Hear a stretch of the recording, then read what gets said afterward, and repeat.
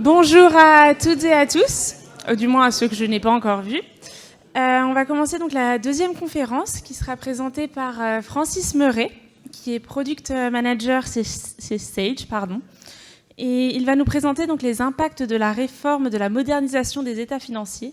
Et comme tout à l'heure, si jamais vous avez des questions, il va essayer de garder 10 minutes à la fin pour que vous puissiez y répondre. Merci, et bonjour à tous. Alors, juste une précision, Product Manager, en fait, je travaille en étroite collaboration avec le développement. En gros, je suis responsable en fait, du contenu des roadmaps et des spécifications qui sont faites sur les différents points. Ce qu'on vous propose aujourd'hui, donc on va faire une petite intro pour localiser en fait l'origine un petit peu de cette partie législative. Je vais vous donner des éléments clés, en fait, j'espère, pour comprendre la réforme de l'ANC, les étapes produit utilisateur, parce que je vais voir qu'il va y avoir plusieurs étapes sur plusieurs années, vous allez comprendre pourquoi. Je vais essayer d'intégrer une petite démonstration à partir d'un assistant qu'on a déployé au niveau de cette G100 qui sera disponible dans les V11 à la fin du mois et mi-novembre pour les versions on-prem. J'ai refait un petit focus après essentiel et puis bon, on gardera un petit peu de temps pour les sessions de questions-réponses. Alors déjà les origines en fait de cette partie ANC. Donc à l'origine, il y a eu en fait une enquête publique qui a été faite il y a quelques années sur l'ANC. On a quelques spécificités, on va dire, d'un point de vue législatif côté en France, sur notamment toute la partie exceptionnelle. On a une culture un petit peu complexe au niveau de la fiscalité. Donc l'objectif un petit peu de cette réforme, c'est de puiser effectivement en fait dans cette modernisation, dans cette simplification. Donc deux éléments clés, ça a été publié donc journal officiel du 30 décembre 2023. Donc ça fait l'origine d'un règlement de l'ANC, je vous ai mis ici, de 2022, qui est post après l'enquête publique.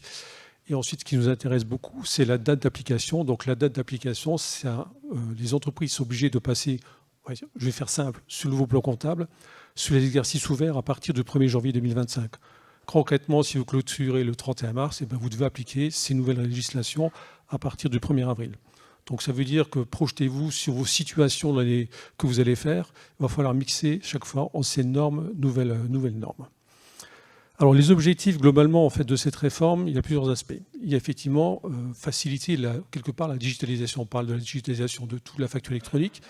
Et bien même chose, on a ces mêmes efforts, cette même convergence qui est faite en lien d'ailleurs avec la facture électronique, avec cette notion sur les comptes annuels. C'est aussi actualiser les modèles de compte et le plan comptable, parce qu'actuellement, je vous dis, je vous donnais des exemples au fur et à mesure, mais c'est qu'entre les différentes présentations, les différents états, c'est pas toujours facile de comparer une entreprise en fonction qu'elle soit régime réel normal ou réel simplifié. Donc tout ça, en fait, ça va permettre d'un petit peu de converger et d'harmoniser ces aspects. Et donc c'est cette partie comparaison. Il y a aussi cette comparaison quand on se compare par rapport à une entreprise. J'habite près de Metz, donc il y a des comparaisons. Il y a beaucoup des groupes qui ont des entités, par exemple Metz, Luxembourg, ainsi de suite. C'est pas toujours facile, notamment justement par rapport à toutes nos spécificités. Donc tout ça, en fait, l'idée, c'est que ça va un petit peu s'harmoniser. En synthèse, ce qui va changer et qui va avoir des impacts, c'est tout ce qui est suppression de transfert de charges. Même chose, vous verrez après, je reviens de manière très détaillée sur ces aspects-là. Toute la partie état financier simplifiée. Donc ça, c'est un effort. Pour l'instant, on n'a pas encore les éléments, ni au niveau du plan comptable, ni au niveau de la DGI. Mais en tous les cas, il y a une procédure d'harmonisation, en fait, de simplification au niveau des États. Redéfinir le résultat exceptionnel, ça, c'est l'élément qui vous impacte le plus. Même chose, je rajouterai quelques exemples. Et il y a aussi l'annexe qui est très largement impactée. Donc l'annexe au niveau de l'alias fiscale. Donc ça, je reviendrai après, mais du coup, c'est pour l'exercice en 2026. Et une notion importante également, c'est cette notion de plan comptable unifié. On a plusieurs plans comptables. On a un plan comptable maintenant avec une notion de plan comptable avec des comptes obligatoires et des comptes facultatifs. Je vais commencer par le premier exemple très concret, donc la suppression en fait, du transfert de charges. Donc, soit c'est assimilé à une espèce de refacturation ou ce qu'on peut avoir notamment au niveau du remboursement des assurances. Donc le support est fait toujours d'une manière comme ça. J'essaie chaque fois de définir. Donc c'est une opération comptable qui a juste le compte de résultat. J'essaye en fait de mettre l'objectif en fait de cette réforme. Donc là effectivement c'est supprimer la technique du transfert de charges parce que le transfert de charges c'est comme quelque chose. Alors c'est vraiment un truc typiquement franco-français. Et quand on montre une liasse ainsi de suite, vous voyez bien que c'est des domaines qui ne sont pas forcément toujours compréhensibles par tout le monde. Et l'engrenage, en fait, c'est ce que vous avez à faire à vous. Donc, c'est-à-dire qu'à partir du moment où il faut modifier en fait le méthode de raisonnement en fait de vos utilisateurs. Donc, ça veut dire des nouveaux schémas de comptabilisation, l'anticipation aussi, parce que vous verrez, je vais faire une petite synthèse sur un compte de résultat. c'est assez perturbant quand même. Des postes qui se retrouvent 3 pages avant, donc il y a pas mal de méthodes en fait, d'ajustement à prévoir. Et puis surtout, à terme dans l'annexe, il faudra expliquer les écarts. Quand vous allez sortir un comparatif entre l'exercice 2025 et l'exercice 2024, il va y avoir des choses qui peuvent être perturbantes, notamment quand je communique pour un annexe, enfin un alias, à des associés, ainsi de suite. Il va falloir expliquer tout ça. Donc il y a la partie transfert de charge. On a également donc, la réforme du résultat exceptionnel. Alors là, il y a une approche maintenant qui est extrêmement restrictive. Donc en fait, je vous ai mis ici, la seule chose qui est conservée, c'est 672, 772, donc tout ce qui est charges et produits antérieurs, et tout ce qui est autres charges et produits exceptionnels. Tout le reste, ça vient de l'élément courant. Donc j'ai mis mes choses. Alors j'essaie de toujours mettre des exemples qui parlent à tout le monde. Même chose, là, sur les cessions d'IMO, les 775 exceptionnels devient à 757, 657 dans des charges produits de gestion courante. Vous voyez tout de suite l'impact, le BE. Lorsque vous allez avoir des cessions en l'année prochaine d'IMO, jusque maintenant, vous neutralisez ça sur la partie exceptionnelle. Maintenant, c'est l'exploitation. Donc le BE, on en parlait ce matin avec une cliente, le BE il va bouger, l'EBITDA il va bouger. La participation, accessoirement, ça va aussi être impacté. En général, on pose toujours des questions sur les PV, mais bon, ça, je pense, de point de vue réintégration, ça ne devrait pas bouger. Donc même chose, en fait, comme c'est des éléments assez courants, il va falloir aussi anticiper, former les gens, commencer en fait à les former sur ces nouveaux schémas de comptabilisation, donc notamment au niveau des IMO, mais en tous les cas, anticiper, partir du principe que maintenant l'exceptionnel a une vraie nature exceptionnelle qu'il va falloir justifier sur des éléments extrêmement restrictifs. Et même chose, on est vraiment dans une démarche d'harmonisation, on va dire, sur la partie internationale. Donc je dirais que ça, c'est le point le plus important, anticiper les modifications que vous allez avoir au niveau du résultat exceptionnel pour expliquer les écarts qu'il va forcément avoir entre les deux exercices. Même chose, on parlait ce matin sur toute la partie réintégration des subventions. Mais même chose, c'est plus l'exceptionnel, ça part en fait directement dans l'exploitation courante. Un autre élément, c'est effectivement tout ce qui est modification des états financiers. Donc actuellement, quand vous regardez l'alias réel, je ne sais plus, on doit avoir 35, 40 états, enfin c'est extrêmement compliqué. Il y a en Suisse, en fonction des régimes, c'est extrêmement difficile parfois de passer d'un régime à l'autre et donc de comparer les entreprises. Donc ça, même chose, il y a un travail d'harmonisation qui va être fait pour effectivement simplifier tous ces éléments-là. Donc ça veut dire aussi, donc on a parlé de l'EBE, tout ce qui est capacité d'autofinancement, les tableaux de financement, tout ça, ça devrait bouger. Donc effectivement, même chose, on est toujours sur cette démarche de faciliter en fait la compréhension, les comparaisons entre les entreprises. Donc il devrait y avoir d'un point de vue pratique, pour vous qui utilisez soit de la BI, soit des états préparatoires, mais il va y avoir un petit peu de travail de paramétrage, il va falloir adapter les plaquettes, je vous montrerai ça tout à l'heure, on proposera bien entendu des modèles. Donc chaque fois que vous avez utilisé des modèles un peu personnalisés, il va falloir les retoucher. Donc globalement, j'ai mis des exemples aussi de suppression. Donc les modèles de bilan en liste et après répartition, ça disparaît. Les modèles de système développé, ça disparaît aussi. Il y a vraiment une harmonisation entre les différents régimes. Je reviens à présent sur la partie sur le plan comptable. Donc j'ai évoqué tout à l'heure un petit peu en intro. Actuellement, en fait, quand vous comparez, si vous prenez une IAS réelle normale et une IAS réelle simplifiée, vous verrez que tous les comptes ne matchent pas.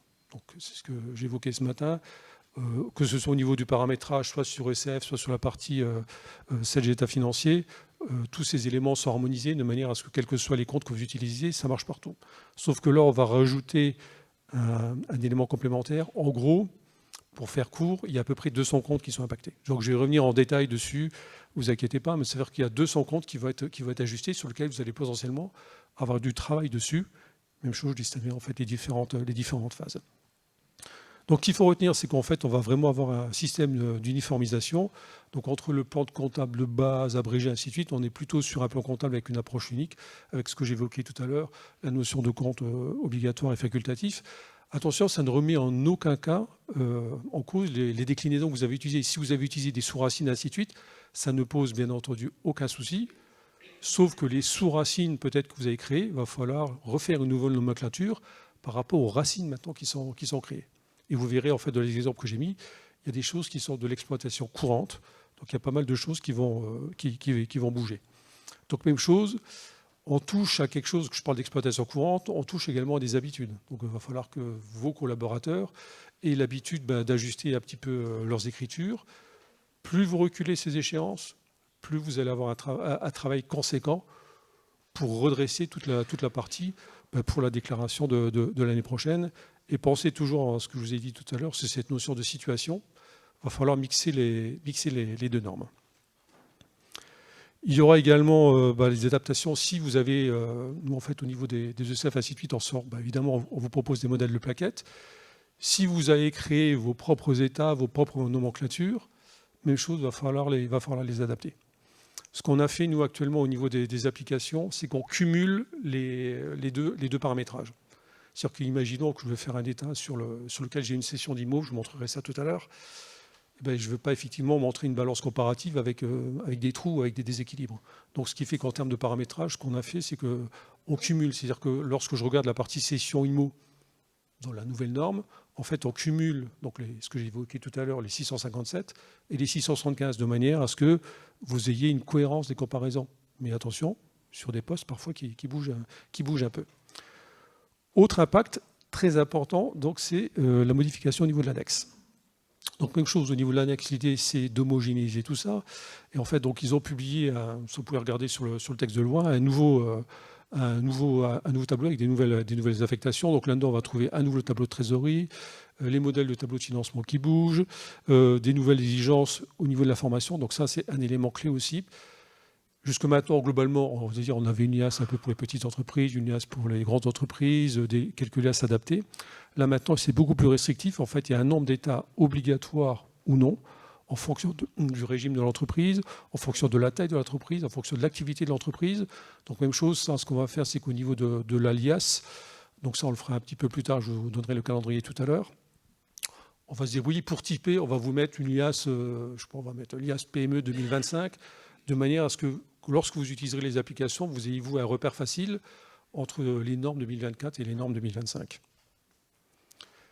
Donc même chose, à partir où vous avez fait des plaquettes, ainsi de suite, de la personnalisation, ça veut dire que potentiellement, il y a un certain nombre de rubriques qu'il va falloir retoucher, qu'il va falloir adapter au niveau des fourchettes de compte.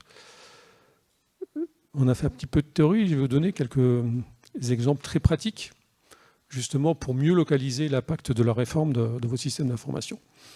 Alors, il y a des choses, la suppression du 514, alors théoriquement, c'est plus trop utilisé, mais il reste encore quelques récidivistes de l'ancien plan comptable.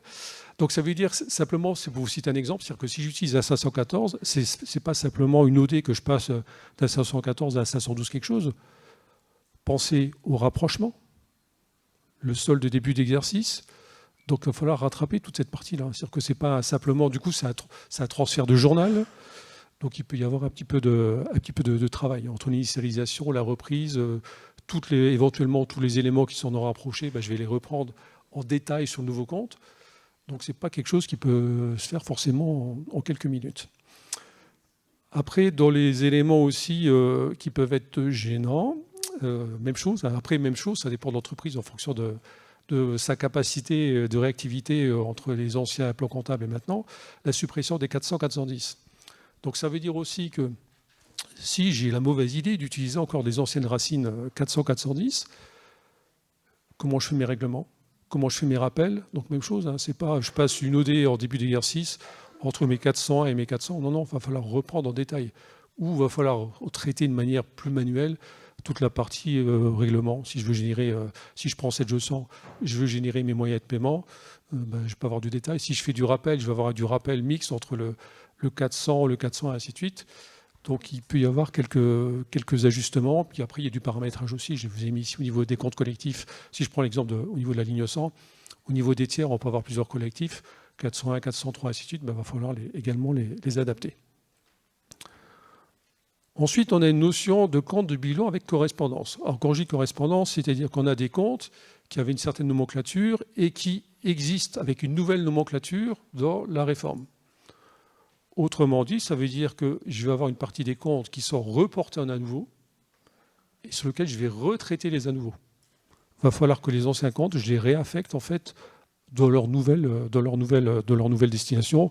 Donc même chose, je vous ai mis quelques exemples ici. Donc je vais prendre un truc que j'aime bien, voilà, par exemple 438.7, les produits à recevoir, ça devient à 439. Donc raisonner aussi, on n'est plus sur on retrouve cette notion exceptionnelle et ainsi de suite. On revient sur des éléments courants et pas forcément du coup au même endroit. On a aussi, ça c'est aussi c'est intéressant, toute la partie 478, donc tout ce qui est différentes évaluations du passif, ça devient à 475. Donc même chose, si vous raisonnez au niveau des postes de bilan, ça bouge un petit peu. Donc tout ça, même chose, plus vous anticipez sur la modification de ces comptes, sur l'utilisation de ces comptes par vos équipes, et bien moins vous aurez de boulot de redressement par la suite. On a aussi les comptes de bilan qui sont tout simplement supprimés. Donc on retrouve ici les 400, les 410. Des trucs plus courants aussi, les 428.7 par exemple. Alors vous verrez au niveau de l'assistant, donc ça en fait on va vous ressortir en fait les comptes qui doivent être retraités, mais on ne va pas faire d'affectation automatique. Pour la bonne et simple raison, c'est que j'ai échangé au départ avec des clients avec certains comptes et qu'en fonction on va dire de la sensibilité, de la culture, chacun peut avoir une affectation différente. Donc en fait, ça, ce sera des éléments, même chose, sur lesquels vous devez arbitrer et retraiter ces comptes-là. Donc ça, c'est les comptes. Donc on a vu les comptes avec une nouvelle destination, les comptes supprimés. Et puis donc, je reviens pour un exemple concret sur cette notion de compte obligatoire, compte facultatif. Donc vous voyez effectivement, donc là, par exemple, le 401, c'est une racine obligatoire. En facultatif, je peux différencier avec mes fournisseurs d'achat et biens, de retenue de garantie, ainsi de suite. Donc ça, c'est ces notions en fait justement de plan. Donc ça veut dire que ce que j'évoquais tout à l'heure, si vous avez utilisé, je ne sais pas, à l'époque, une sous-racine 400 quelque chose, il va falloir repasser sur le 401 et recréer vos sous-racines en fait à partir du 401. Donc même chose, vous avez ce qu'on a mis ici, vous avez toute liberté pour adapter librement votre nomenclature. Il y a aussi maintenant des comptes de bilan. Alors ça, c'est la partie la plus simple. On va dire c'est des comptes de bilan modifiés. Globalement, quand on est sur des comptes de bilan, c'est des comptes qui existent dans les deux dans les deux plans comptables. C'est simplement le fait de renommer simplement les comptes. Alors après, c'est quand même il y a un petit peu quelques subtilités. Donc bon, les installations sur sol propre, ça devient installation complexe spécialisée sur sol propre, mais ça veut dire aussi que du coup, en fait, quand je vais publier mon annexe, le détail des comptes, ainsi de suite, potentiellement, il va y avoir un certain nombre d'intitulés qui vont être modifiés. Est-ce que du coup, on doit mettre une mention sur l'annexe ou pas, disons que est-ce que ça assimile ou pas à une modification de traitement comptable? Ça, je pense que ce sera affiné, mais en tous les cas, projetez-vous aussi, il y a un certain nombre de comptes sur lesquels il va y avoir pas mal de modifications également au niveau de l'intitulé. Donc même chose, c'est aussi un réflexe. On a l'habitude, quand on regarde une balance ou un compte de résultat, vous êtes habitué à un certain nombre de postes. Les postes, ils risquent souvent de bouger un peu. Même chose après au niveau des comptes de résultats. Donc même chose, c'est des comptes sur lesquels il y a une nouvelle destination. Donc on va retrouver ici l'exemple que j'ai cité tout à l'heure au milieu de la liste, le 675 qui devient à 657. Les IMO financières, ça c'est aussi assez intéressant. Donc la partie 775.6 là, qui redevient sur du 767. Donc même chose, on n'est plus du tout sur les mêmes postes de bilan. Donc même chose, ça simplement, c'est tous des éléments à intégrer et ventiler correctement en fait vos écritures sur l'année suivante. Donc ce qu'il faut retenir, c'est globalement tout ce qui était exceptionnel, à part les 2-3 exceptions que je vous ai données tout à l'heure, ça devient de la gestion courante. Et ça veut dire aussi dans les impacts, typiquement, donc là je reste très focusé, on va dire compta. Bien entendu, je vous l'ai mis ici, toute la partie IMO, tous les schémas de comptabilisation au niveau des IMO, ça doit être également ajusté. Donc tout ce qui est cession notamment. On a aussi, évidemment, il n'y a pas d'impact au niveau des à nouveau, mais donc c'est des comptes de résultats qui vont être tout simplement supprimés. Donc ça veut dire qu'ils sont supprimés. Il va falloir éventuellement revoir une partie. Alors il y a des choses qui seront parfois, taxes d'apprentissage, tout ça, ça ne va pas trop poser de problème. Donc en tous les cas, même chose, c'est-à-dire que lorsque je vais avoir une balance entre les deux exercices, même chose, ça peut être assez perturbant d'avoir une espèce d'avoir des ruptures en fait, tout simplement parce qu'il va y avoir un certain nombre de postes qui vont disparaître. Donc ce qu'on conseille, c'est même chose dans les étapes, c'est de mettre en sommeil. Je vous verrai tout à l'heure sur une espèce de calendrier. Donc la première étape, ça va être d'intégrer les nouveaux comptes, de mettre en sommeil les comptes de bilan, les comptes de résultats, de manière à ce que on enlève le plus vite possible aux utilisateurs l'habitude d'utiliser les anciennes nomenclatures.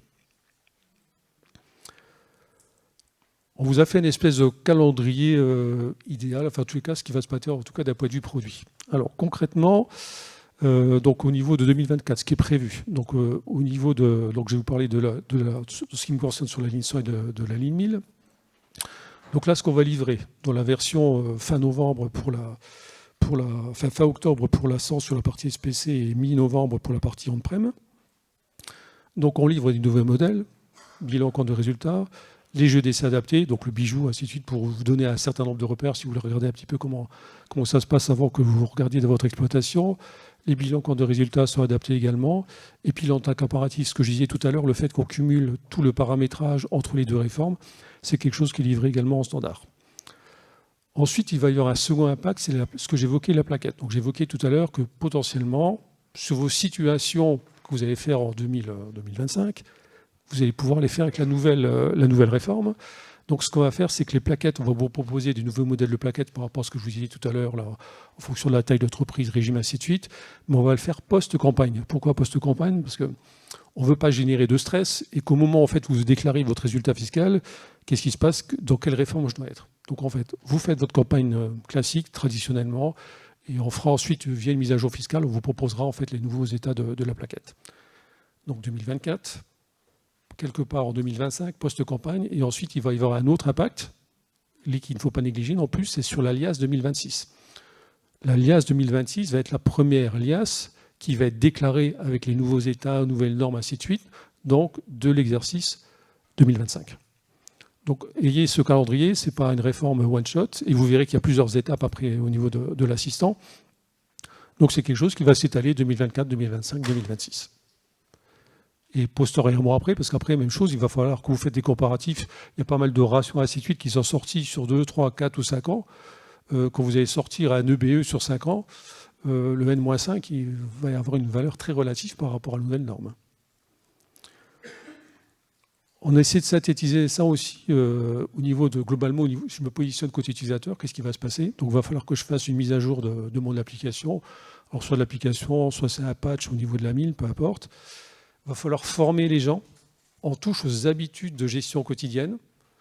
Donc même chose, n'hésitez pas à les informer. Donc, la partie mise en sommeil, ainsi de suite, va nous aider parce que du coup, l'utilisateur va dire bah, c'est bizarre, j'ai un message, l'application me dit que je ne dois pas utiliser ce compte-là. Donc même chose, c'est des éléments que vous pourrez expliquer.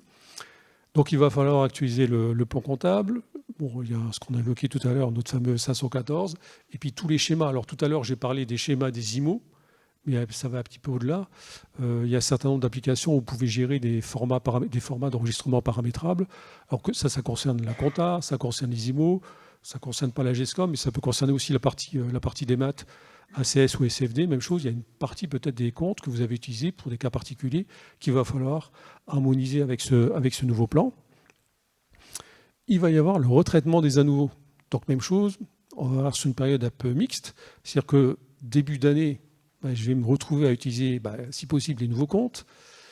Mais ce que j'évoquais, la mise en sommeil, l'extourne que j'évoquais, des comptes que nouvelles destinations, des comptes de bilan qui sont supprimés, on va le faire qu'une fois. Donc c'est après les à nouveau définitifs. Donc ça veut dire qu'au début d'année, là, quand vous allez faire vos comparatifs, ainsi de suite, il va falloir faire un petit peu de gymnastique pour les différentes variations. Et puis, donc, pour anticiper, suradapter également, vous verrez, vous allez peut-être avoir des surprises quand vous allez intégrer les comptes, vous allez avoir quelques mouvements, vous allez avoir quelques surprises peut-être au niveau des postes. Il va peut-être vous manquer quelques éléments sur les états paramétrés. Donc, dans les tâches aussi à faire, il y a ce que j'évoquais, la mise en sommeil des anciens comptes, et puis donc les ajustements de modèles de plaquettes personnalisés. Alors ça, vous avez un petit peu plus de marge, mais ça va être aussi un travail assez conséquent. Je vous propose une petite immersion maintenant côté produit pour vous montrer un petit peu qu'est-ce que ça va représenter au niveau applicatif.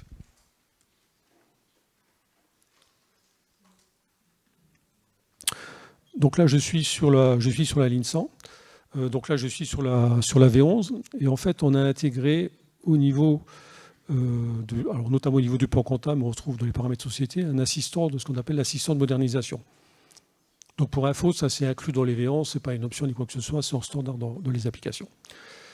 Donc, vous êtes avec un assistant, on vous a fait des petits liens par rapport sur des notes sur la partie CS, ainsi de suite, pour vous guider sur les différentes démarches.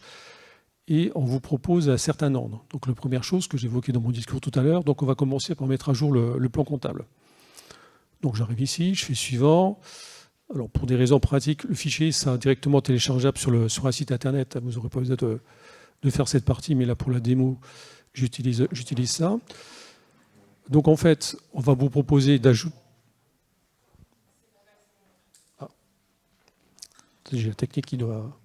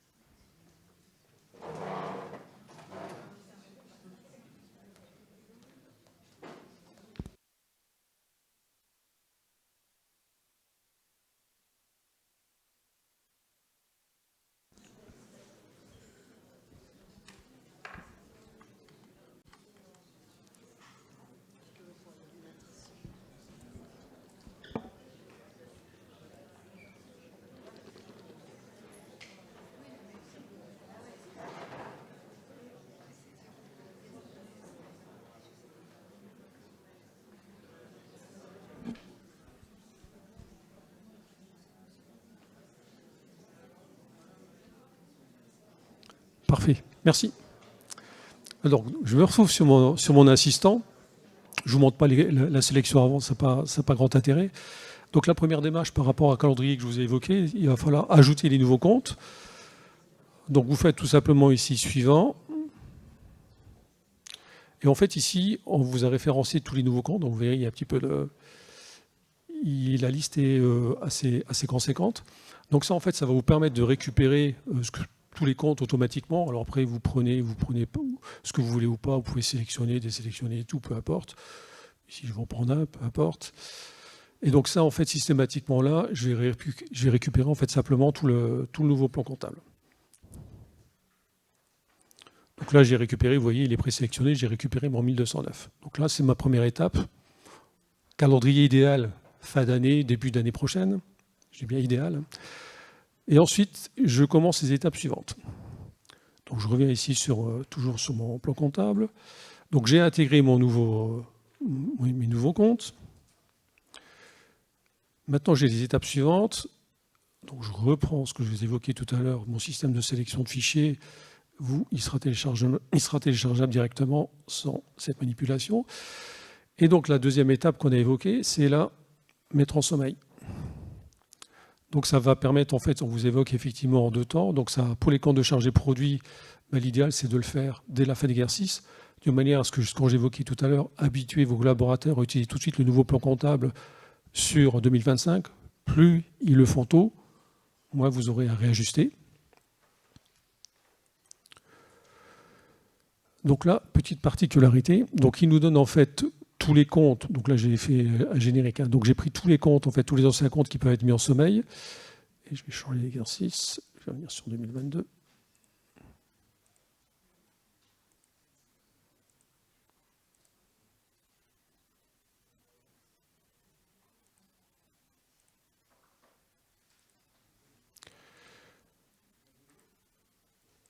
Ce sera plus facile à visualiser.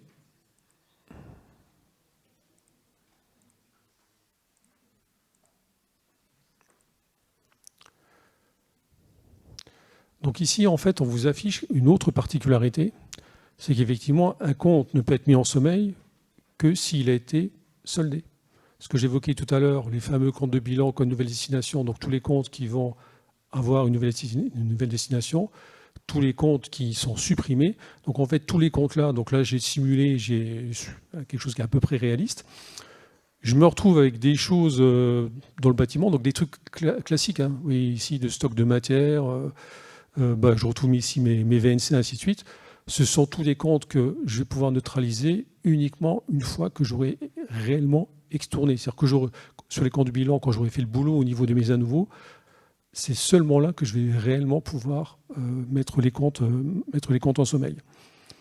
Et il y a toujours des surprises. Par exemple, alors ça, le 700-700, c'est vraiment un truc courant, hein. On l'a même dans le jeu d'essai, donc c'est pas un truc très exotique. Ben même ça, c'est des choses qui vont devoir bouger. Donc en fait, ce qu'on vous affiche ici, plutôt que de revoir, parce que ça peut être un boulot assez conséquent au niveau de la balance, repointer à partir d'une balance tous les comptes qui doivent être retraités ou pas, ben en fait, avec les équipes, donc on se charge de faire ça pour vous. Donc ce qu'on a intégré là-dedans, c'est tous les comptes qui sont supprimés, tous les comptes que nouvelle destination. Donc on vous les référence ici, et ben, au fur et à mesure, l'idée c'est que tous les comptes là, je vais pouvoir, la taxe d'apprentissage que je citais tout à l'heure, donc il y a un compte qui est simplement supprimé. Dans le jeu d'essai, là, il n'est pas utilisé. Donc, je peux effectivement le mettre en sommeil. Donc, vous voyez ces différentes étapes. Donc, l'intégration du plan comptable, la mise en sommeil des comptes de bilan, après, retraitement des à nouveau définitifs, et ensuite la mise en sommeil de tous les anciens comptes de charge des produits qui n'ont pas lieu d'être. Il y a un autre effet également par rapport à ça. Alors je vais le montrer, on peut le montrer dans l'assistant, je vais vous le montrer aussi pour changer l'histoire. Je vais le mettre à partir d'ici. Il y a une autre nouveauté qu'on a intégrée. Actuellement, donc là, je reste toujours sur la ligne 100, vous avez la possibilité d'avoir ce qu'on appelle le parrain BCR. Le parrain BCR, c'est ce que vous utilisez lorsque vous sortez un bilan, compte de résultats, SIG, ainsi de suite, ces éléments qui sont personnalisables. En fait, on a intégré maintenant une mise à jour fiscale, parce que j'ai évoqué tout à l'heure simplification, modification des états, sauf que les nouveaux états, on ne les a pas encore. On devrait les avoir, je pense, en 2025. Donc, plutôt que revenir l'année prochaine avec quelque chose de complexe, on va les intégrer et vous allez pouvoir les intégrer via une simple mise à jour fiscale. Vous allez retrouver en fait la nouvelle norme. Donc là, en fait, ce qu'on livre, nous, dans le jeu d'essai. Donc, il y a ici mon modèle 2025. Mais on a aussi un nouveau point qui a été intégré, c'est que vous pouvez maintenant dupliquer directement vos modèles. C'est-à-dire que je peux créer en gros un référentiel unique. J'ai ma plaquette pour les petites entreprises, grandes entreprises, des choses que vous avez personnalisées par secteur d'activité, association, quoi que ce soit. Ce modèle-là, vous pouvez le partager entre toutes vos sociétés et du coup les mettre à jour quand on en aura besoin. Donc ça, mes choses, ça va. Je pense que les États, parce que j'ai regardé encore la semaine dernière, sur le site du plan comptable, pour l'instant, ils mettent pas grand-chose. Donc je pense que quand on va publier les plaquettes courant, je pense mai-juin, juin 2025, on aura également la nomenclature des nouveaux États. Donc vous allez conserver à la fois vos États, comme là, les États standards, comprenez les États comme ils étaient en 2024. Parce qu'on peut très bien vous demander, au mois de mars, on vous demandez un truc, je ne sais pas, au 31 octobre, au 30 novembre, quoi que ce soit. Et ben, du coup, vous aurez la possibilité de conserver cette édition dans la norme actuelle. Donc voilà, donc simplement, en fait, pour vous y... effectivement, je veux simplement vous sensibiliser, parce que c'est une réforme pour X raisons sur laquelle il y a beaucoup de gens qui n'ont pas vu ces éléments-là. Vous voyez que c'est quand même très impactant, en fait, au niveau de vos services.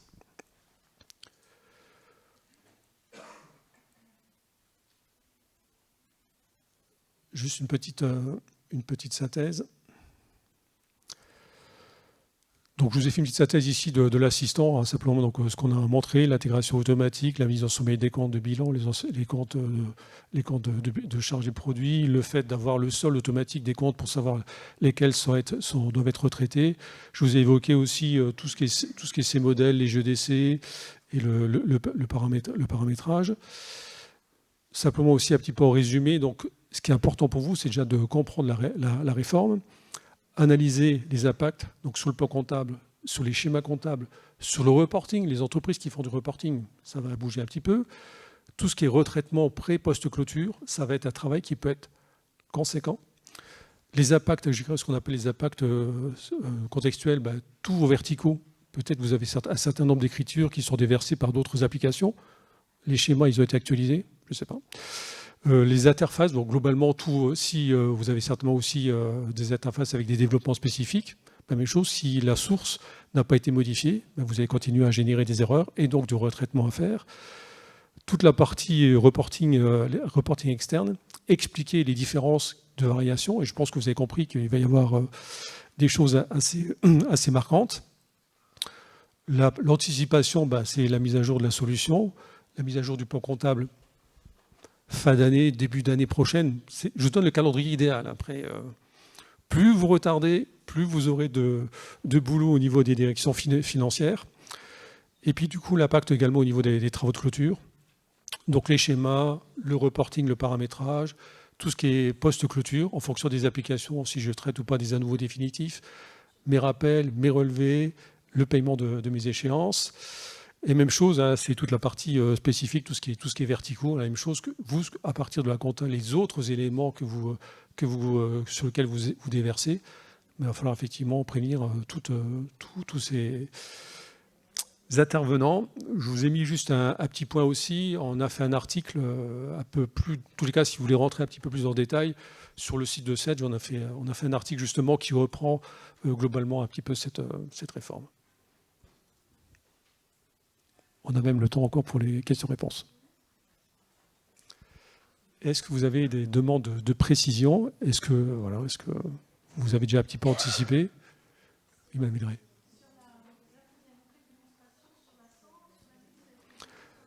Ouais, alors sur la 1000, là en fait sur la 100 il est déjà finalisé, mais sur la 1000 je vais avoir aussi un assistant. Alors adapté à la 1000, on n'aura peut-être pas tout à fait le même type d'interface, mais les équipes PIN vont faire également cet assistant. Et par contre, on va certainement le livrer. Sur la 1000, en fait, on a la 2024 R2 qui est planifiée fin novembre. Et il est probable que l'assistant, on le délivre un tout petit peu plus tard via un patch. Le système qu'on a en place est sur la 1000, donc on devrait le délivrer un petit peu plus tard. C'est en cours c'est en train de me finaliser la copie. Oui. Enfin, alors sur la 1000, théoriquement, l'assistant, on devrait l'avoir V11 et normalement V10. Mais ce n'est pas encore complètement finalisé. Ils sont en train de me le faire. Donc, Ah oui, sur la 100, par contre. Alors sur la 100, c'est uniquement sur la V11. Ouais. Bon, il y a un avantage, c'est que maintenant que ce soit 100 ou 1000, tout le monde est en V11. Enfin, devrait être en V11. Oui, l'assistance, c'est dossier par dossier. N'oubliez pas aussi, parce que ce que j'évoquais tout à l'heure, c'est pour les exercices ouverts à partir du 1er janvier. Donc il y a peut-être un dossier sur lequel vous allez avoir le faire le 1er janvier. Il y en a un autre qui va faire au mois d'avril ou au mois de juin. Voilà. Donc sur la 100, c'est dossier par dossier.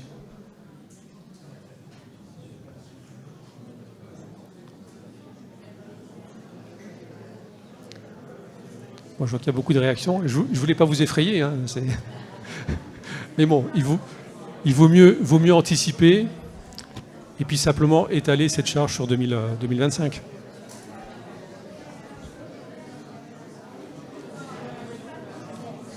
Est-ce que quelqu'un aurait une autre question? Ou c'est bon pour tout le monde? Bon, ben en tout cas, merci Francis pour cette démo. Vous avez une démonstration de Sage Invoke, si vous voulez, dans la grande salle. C'est tout de suite, donc je vous laisse y aller si vous le souhaitez. Merci. Merci pour votre attention. Bonne journée à toutes.